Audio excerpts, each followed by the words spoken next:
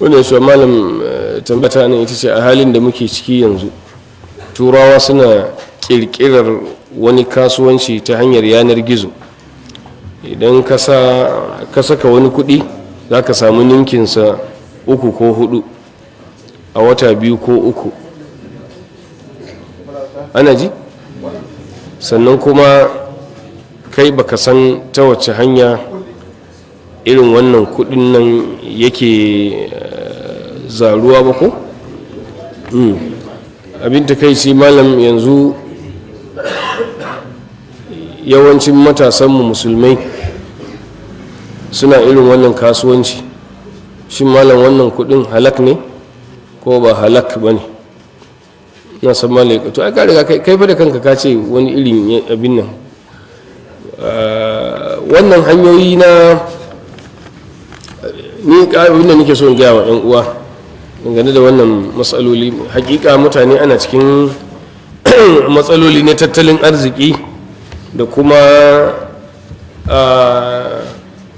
talauci ya baibaye mutane ya baibaye samari da rashin aikin yi da sauransu.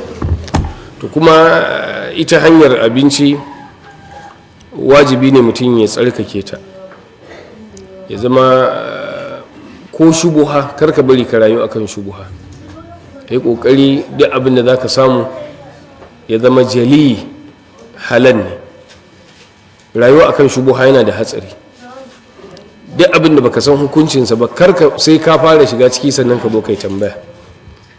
Na farko ina ba ku shawara, duk lokacin da wani abu ya fito sabo, tunda yanzu muna cikin wannan yanayin ne na tasirin social media, a kullum a kowane abu akwai masu making great amount of money ta hanyar social media. Yan social media din nan, ko in ce masu harkar kwamfuta, yanzu su ne kasuwarsa take ci.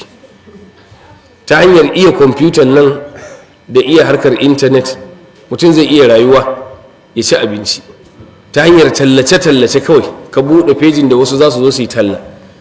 In mutane sun san wannan dabarun da su suka shiga, ku shiga wannan information technology din nan, ana cin abinci da shi sosai a zamanin yanzu, kuma ta hanyar halal. Ka buɗe website mai kyau, mutane kamfanoni za su yi talla a kai, kuɗin da za ka samu miliyoyi ake yi a sati, miliyoyi wasu suke yi sati, a wata za ka ganin da nan mutum ya zama mai kuɗi ta hanyar wannan tallace-tallace.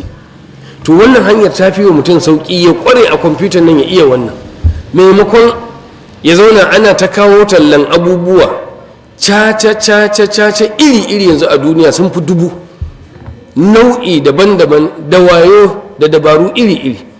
Kuma sannan yanzu an samu hanya, tunda ana cashless policy wajen economy, ma'ana an fi amfani da ATM da harkar transfer din nan ta hanyar mobile banking, internet banking. Zaga kuɗi yana nan a wuri guda, baya yawan motsi, amma kawai accounts ne ake debiting da crediting. Irin business ɗin da ake kenan yanzu. To sauƙin waɗanda suke son caca su yi pooling resources, pooling da POO, su yi pooling, ma'ana nufin su tattaro kuɗin mutane su haɗa shi wuri guda, su je su yi investing a wani wuri, ko kuma suna ɗan tsakura muku. Hanyoyin dubbai suna nan sun fito yanzu.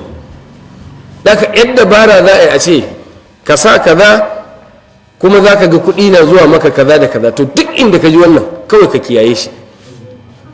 Duk dabara, duk abin da za a ce ka zo ka kawo wani abu, to ka karanta conditions din before you go into anything. Yawwa, meye conditions din? Za ka gansu da tsawo wajen shafi nawa, kuma rubutun yan mitsitsi. To ka tsaya ka karanta, ka samu lauya ya fasara maka me ake nufi, me ake nufi.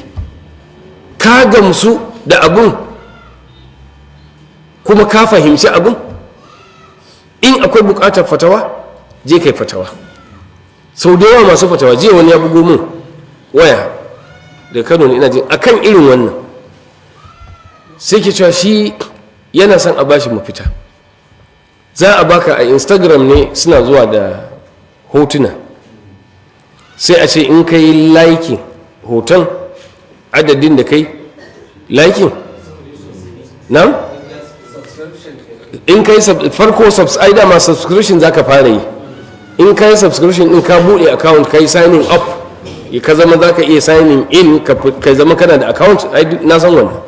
To in ka riga ka zama member a wurin to akwai hotuna za ka rika liking kana yi gwargwadon adadin hoton da ka yada a cikin web to gwargwadon kuɗi da za a rika biyan ka, amma kafin kai signing up din kai za ka sa wani kuɗi. To anan matsalar nake ce masa da a ce aiki suka baka na iya liking din na farko sai a duba hoton in ba wani abu na haram a cikinsa da sauransu, in kai liking din ka yada musu in talla ne to in aka biya ka wannan aiki kai musu aka biya ka. Amma me ya kawo kai ka ba da 60 kudin ya dawo 100 misali, to nan anan matsala take su wannan 60 din da zaka bayar ita ce komai a gurin su, saboda da irinka da suka ɗauko kudin suka turo musu 60 sun samu da yawa, su kuma masu wannan samun 100 din ba ku da yawa. don haka wannan caca ce ba wani abu ba. Duk abin da za a ce kawo kai ma za ka samu, in ba kasuwanci ake kuma da aka gaya maka wannan irin kasuwanci ba ne, wannan shi ne za a ce mudaraba ake. Lokacin da wannan abin naku ya fito na nan birnin kudu, wannan inclination ɗin duk kuka ruɗe kuka je kuka ta shiga. Yanzu mai labarin abin ne to akwai wanda ya zo ya sami za su tafi Kano, akwai wani malami komai zai halatta musu, na ce bismillah ku ce ku samu. Haka yanzu an zo ana ta wannan abubuwa din bashin NLC din yanzu shi kuma ake ta tambaya a kai. Hakika muna cikin hali wallahi na yadda, amma ba komai ne za a zuro maka, a zuro ma takobi ka karba, a zuro maka igiya duk ka karba, a'a ka kalli igiya to duk abin da karka shiga wani abu sai ka yi bincike a kansa. Kuma ku samu wayewa ta wannan zamanin ta hanyar wannan information technology, ai karatu sosai, amma a san ka'idoji na shari'a. Shi musulunci ba addini ne da ke takurawa mutane ba. Ka'ida dangane da mu'amala ita ce komai halal ne sai abin da Allah ya haramta. Wannan muna sane da wannan. Duk akadin da ba riba a ciki, ba gharar, ba jahala, kuma babu gishi, je kai abinka. Wannan su ne abubuwa manya-manya guda 4.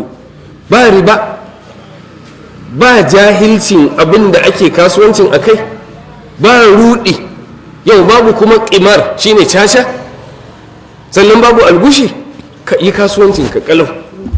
Amma in dai akwai ɗaya daga cikin waɗannan to ka kiyaye shi.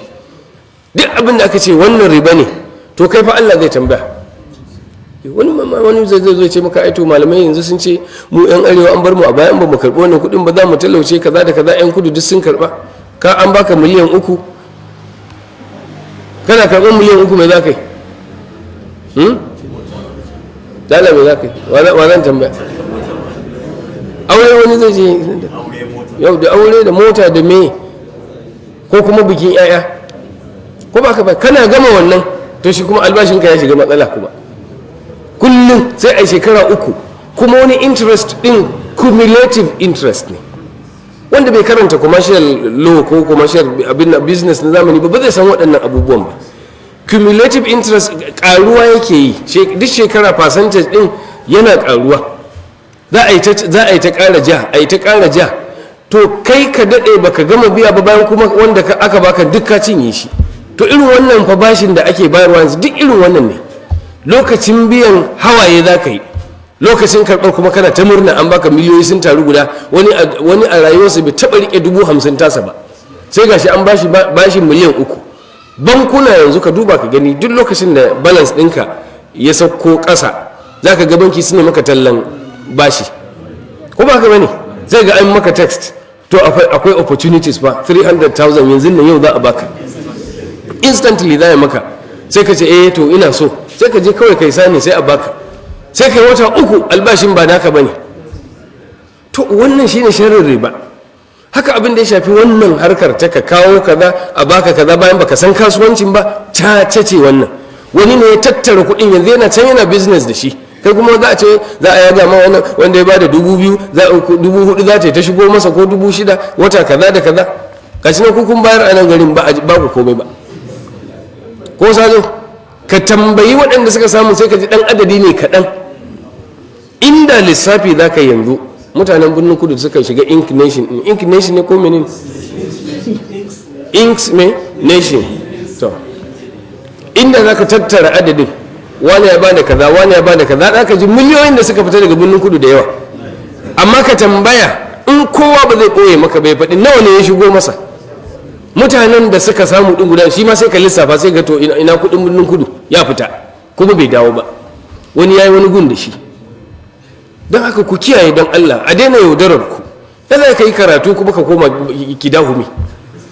Akwai mamaki wallahi, ni da na ji abun tun ran da na fara jin wannan abun na ce ku kiyaye wannan zancen. A ce haddafa wane da wane har an karɓi nasu ganin ci da kowaye da waye. Allah ya sauke. Barakallahu fikum.